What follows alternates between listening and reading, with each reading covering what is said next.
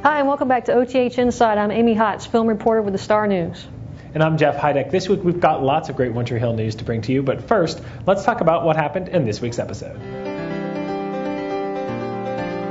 This week on One Tree Hill, it was all about Peyton and Lucas. Now, in case we all forgot, the show actually jumped ahead 4 years a season ago. It was all about the flashbacks. We looked back into Peyton's past, and apparently after she turned down her proposal from Lucas when she was living out in California, she met up with this guy named Julian, and she ended up falling in love with him, or at least so she says. And in last night's episode, we got to see some flashbacks of their relationship. The show obviously had to show to us that they fell in love very quickly so that we could all watch it blow up in Chad's face in last night's episode this week when he found out that she had been dating this guy. Now, why he's so mad, I don't know. Again, their whole relationship has been off and on for so many years, and that's really what the show is all about anyway. But hopefully that Julian storyline will cause some friction, give them some more meaty storylines to work with as they go forward. Julian, of course, is back in town because he wants to produce Lucas's movie, the movie based on his book, The Unkindness of Ravens, and so it's also digging up all those old feelings in Lucas. And he was trying this week to write the death scene of his uncle, and he had to talk to Dan about what that was like. And of course, you know me, I really love Paul Johansson, so any chance to get Dan back in the show more is good for me. And a couple other storylines, nothing super exciting this week, except it seems like Nathan has finally sworn off Slamball, so that's good news for everybody. Now we're going to go over to Amy, and she's going to talk about some Chad Michael Murray news this week in Wilmington. I have two bits of Chad Michael Murray news today. The first is HBO TV series Eastbound and Down, which was also filmed in Wilmington, just wrapped principal photography last week.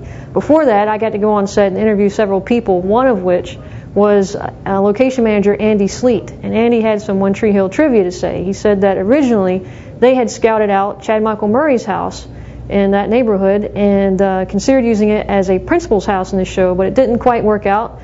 So they looked a little farther and ended up shooting at a home not too far from Chad's place, and it's in the same neighborhood. So when you sit down and you start watching Eastbound and Down when it premieres in the late winter, and you're looking at the principal's house, Chad Michael Murray's place is not too far away.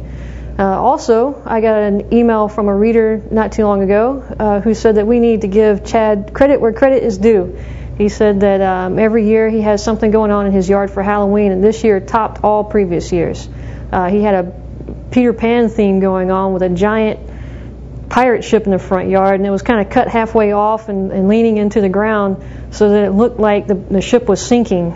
Chad apparently was dressed like a pirate, and his girlfriend was dressed like Tinkerbell, and she was tossing candies off the stern. There was also quite a few fog machines backlit with blue lights that made it look like an eerie ocean scene, and then they had several pirates in outfits running around the yard, some of which would hide in the bushes and scare the kids as they came by. So it looked like they were having great fun there. And of course, Chad Michael Murray isn't the only high-profile cast member around town these days. James Lafferty is executive producing a film called For Keeps. It's a documentary about a minor league basketball team, and it's going to be premiering this month at the Cucaloris Independent Film Festival here in Wilmington. Cucaloris is 14 years old. It's a film festival that's been really popular here among the locals. It's a juried show. They get submissions from all over the world, and while they don't administer prizes, it is juried, so it seems like James's film had to have had some fans to get picked in the first place. We'll bring you more about For Keeps and about James in future episodes of OTH Inside, but for this week, that's all the time we have. I'm Jeff Heideck. Thanks for stopping by.